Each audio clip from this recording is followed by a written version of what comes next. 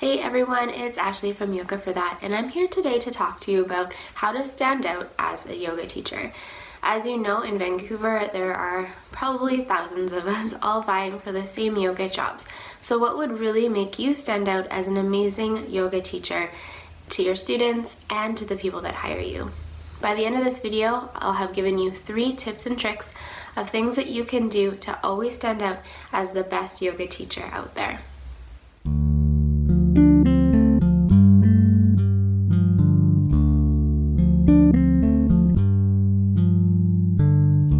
First tip is first impressions, and I do believe in not judging people by their covers, but at the same time, when you are meeting someone, especially for a job interview or you're stepping into their class as a student, you have a very limited amount of time where you're going to be judging that person and how comfortable you feel in the room.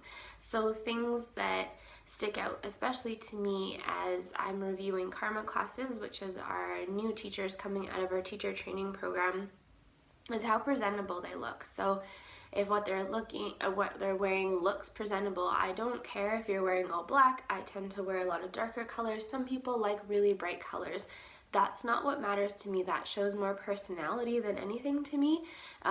Maybe I have a terrible personality since I always wear dark colors. I don't know. But color doesn't matter to me. Are their clothes clean? Do they fit right?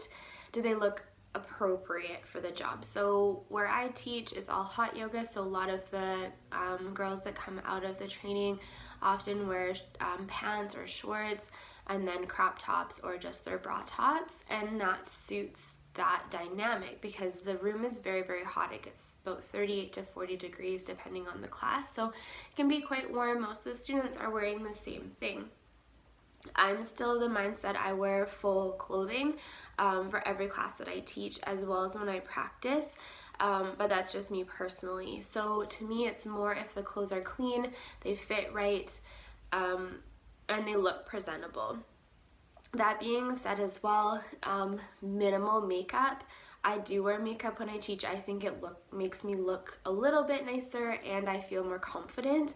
And so it's fine if you want to wear no makeup as well. That's kind of the idea of yoga, as we go in clean, and we go in not really having to worry about what we look like necessarily, but especially as you're teaching, not wearing too much makeup. And I don't want to touch on this too much because I don't want people to feel that they can't be themselves. If yourself is having, your eyebrows done and your lashes done and full makeup, then that's totally fine. Just being mindful that maybe when you audition for certain studios, they might be looking for a little bit toned back of a look. But if that's really who you are, then always present yourself as that, because we want to make sure that our students know that they don't have to change who they are to fit into a certain dynamic.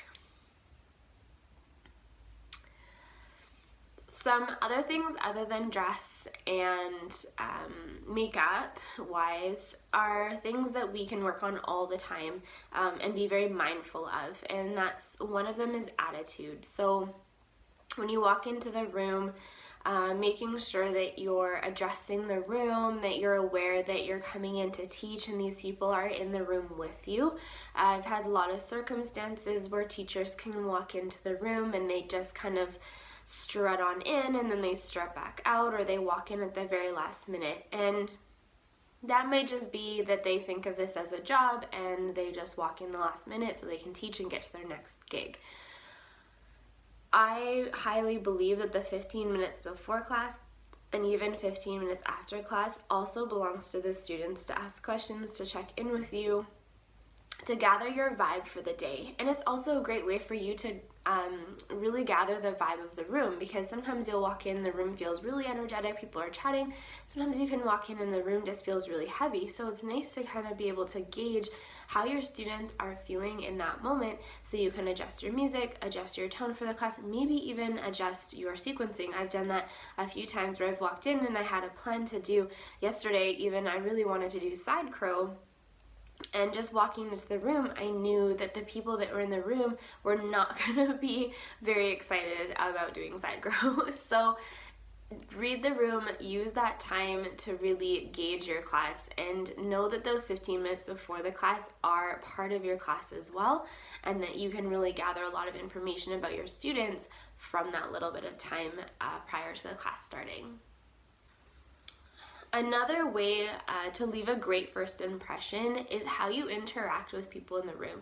So checking in with people, if it's your regular class, checking in with individual students. If you can't check in with everyone, try to make sure that you're checking in with different people each week, and that you're not necessarily just going to your friends or just going to the same people all of the time. If you can remember little things that are going on with them, maybe they got a new dog, maybe there are kids graduating from high school.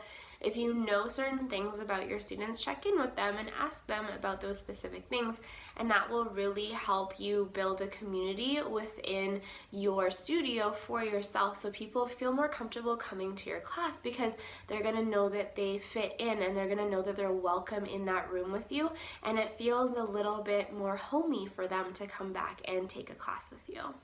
It also is really nice because other students, new students especially, will see how you interact with other students and really see that that's how you want your classes to be, and they'll fit in, and after a few weeks they might start talking to you or asking questions or chatting with you after class. So it's really a great way to leave a great first impression for new students, or all of your students really.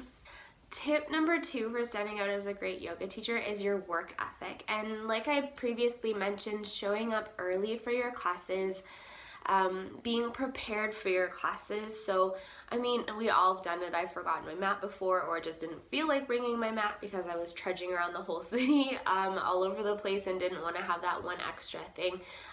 But as often as possible, bringing your own mat if you need one at the studio, if you're not sure if there's one for you to rent, having towels if you teach hot classes, having your water, your food, your sequences prepared, your music prepared, because you never know what's going to go wrong. I've often gone to classes and had problems setting up Bluetooth, or the speakers aren't working, or someone's having difficulty with their membership and I end up dealing with some other things. So just making sure you get there 15 minutes early, setting up your music, getting your mat laid out, getting your props set up so the students know what props you need.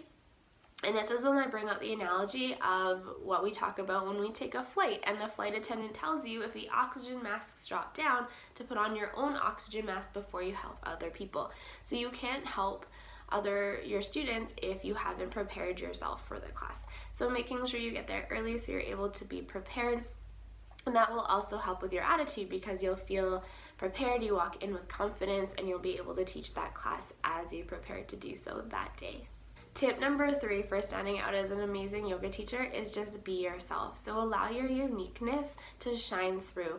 Whether you're someone who has amazing sequences that are really unique and different than everyone else's sequences, maybe you have really great music that people keep coming back to because you have great playlists and they just really feel that it supports the class that you offer. Maybe it's just the smile you bring into the class. I actually had a student yesterday who said she'd been really missing me because my schedule has been all over the place, and she really just wanted to come in for a little bit of a smile and a pleasant class. So those are the things that I offer my students, is a great atmosphere, some great vibes. I try to be personable with them and make a community so they feel that when they go to a class, it's not just a yoga class. So they want to get out of the house, they want to interact with their friends, they want to interact at the studio with their teacher and other students, and it becomes more of an event rather than just stepping out, going to a class and getting back home. It's a whole do, really. So whatever makes you you, translate that into your classes, and that will keep people coming back all the time, and you'll really stand out as an amazing yoga teacher.